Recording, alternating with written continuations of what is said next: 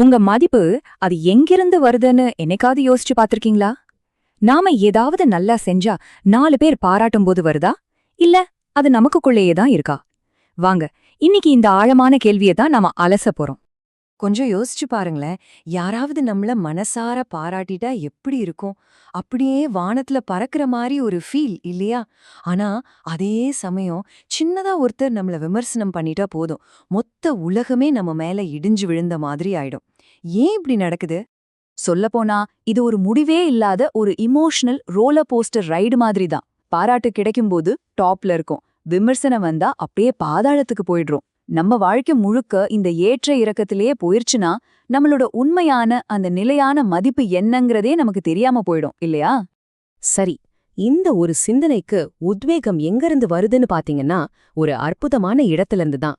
ஸ்ரீமத் சுவாமி சித்பவானந்தர் எழுதின daily divine digest. உண்மையிலே இந்த புத்தகம் முழுக்க ஞான ரத்னங்கள் நிறைஞ்சு கிடக்கு. வாங்க, இன்னைக்கு அதிலிருந்து ஒரு ரத்னத்தை எடுத்து அது எப்படி ஜொலிக்குதுன்னு நாம பார்க்கலாம். இதோ பாருங்க, எல்லாத்தையும் மாத்தக்கூடிய அந்த மையக்கருத்து இதுதான். மனிதன் தனக்கே உரிய வழியில் ஒரு ரத்னமாக மாற வேண்டும். கேக்குறதுக்கு இது ஒரு சிம்பிளான வாக்கியம் மாதிரி இருக்கலாம். ஆனா இதுக்குள்ள ஒரு பெரிய அர்த்தமே ஒளிஞ்சிருக்கு. இது நம்ம மனசுல ஒரு முக்கியமான கேள்வியே எழுப்புது. அப்படி என்ன ஒரு ரத்தினம் மாதிரி இருக்கிறதுனா அதுக்கு நிஜமான அர்த்தம் என்ன? இது சும்மா ஒரு அழகான உருவகமா, இல்ல இதுக்குள்ள இன்னும் ஆழமான விஷயம் ஏதாவது இருக்கா? வாங்க, இந்த ஐடியாவை கொஞ்சம் ஆழமா அலசி பாப்போம். சரி, ஒரு பளபளக்கிற வைரத்தை கற்பனை பண்ணி பாருங்களேன். அத ஒரு சூப்பரான வெல்வெட் துணி வச்சா, தங்கப் பெட்டியில வச்சா அதோட மதிப்பு ஏறிடுமா என்ன? கிடையவே கிடையாது. அந்த பெட்டிங்கிறது வெறும் வெளி அலங்காரம்தான். உண்மையான மதிப்பு அந்த வைரத்துக்குள்ள தான் இருக்கு. சரி, ஒருவேளை அதே வைரத்தை கொண்டு போய் ஒரு குப்பை தொட்டியில போட்டா அதோட மதிப்பு குறைஞ்சிடுமா? நிச்சயமா இல்ல. அது இருக்கிற இடம் வேணா மாறலாம், ஆனா அதோட உள்ளார்ந்த மதிப்பு அது எப்பவுமே மாறாது. இதுதான் நமக்கு கிடைக்கிற ஒரு பவர்ஃபுல்லான பாடம். நம்மளோட மதிப்பும் அப்படிதான். நம்ம இருக்கிற சூழ்நிலையால அது தீர்மானிக்கப்படுறதே இல்ல. நீங்களும் ஒரு ரத்தினம் மாதிரி தான். உங்களோட குணம், உங்களோட கருணை, உங்களோட விடாமுயற்சி, உங்களோட புத்திசாலித்தனம் இதுதான் உங்களுக்கு உண்மையான மதிப்பை கொடுக்குது. யாரோ ஒருத்தர் பாராட்டணும்னு இல்லனா, யாரோ விமர்சனம் பண்ணிட்டாங்கன்னு இது எதையும் என்னைக்கும் மாத்திக்காதீங்க. இதுதான் உங்களோட உண்மையான சொத்து. இத மட்டும் நல்லா ஞாபகம் வச்சுக்கோங்க.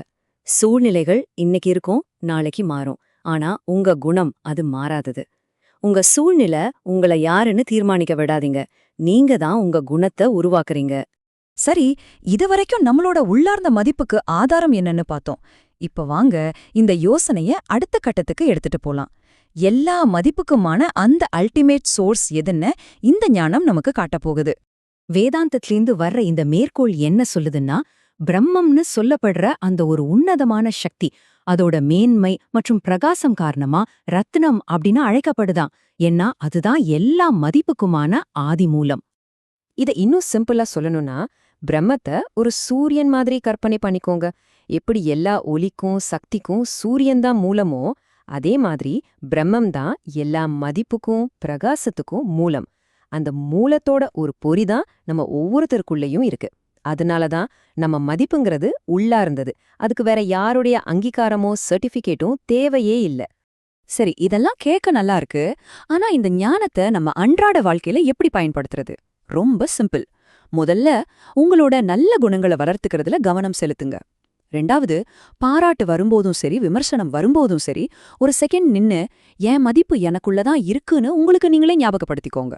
கடைசியா, முடிஞ்சா ஒவ்வொரு நாளும் கண்ணாடிய பார்த்து உங்களுக்கு நீங்களே சொல்லிக்கோங்க, நான் ஒரு ரத்தனம். இன்னைக்கு இந்த ஒரு கேள்வியோட உங்களை நான் சிந்திக்க வைக்கிறேன்.